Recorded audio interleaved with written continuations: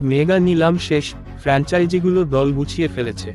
Rishabh পান্তের record ভাঙা দাম, বোলারদের দাপটসহ নিলামের আগে পরে যেসব বিষয় নিয়ে বেশি আলোচনা হয়েছে, তার মধ্যে আছে আনক্যাড্য খেলোয়াড় হিসেবে চেন্নাই সুপার কিংসের মহেন্দ্র সিং ধোনিকে ধরে রাখার বিষয়টি।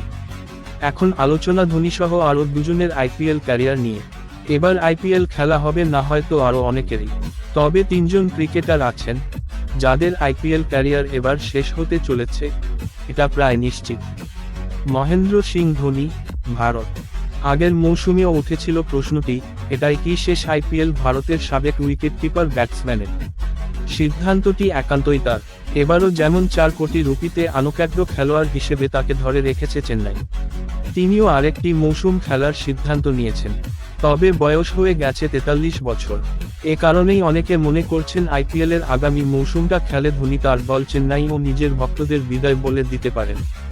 ধোনি যখনই অবসর নিন, তার অবসর বিশ্বজোড়া ক্রিকেট প্রেমীদের আগ্রহের কেন্দ্রেই থাকবে। কারণ ধোনির অবসরে যে ক্রিকেটেও একটি যুগের অবসান হবে।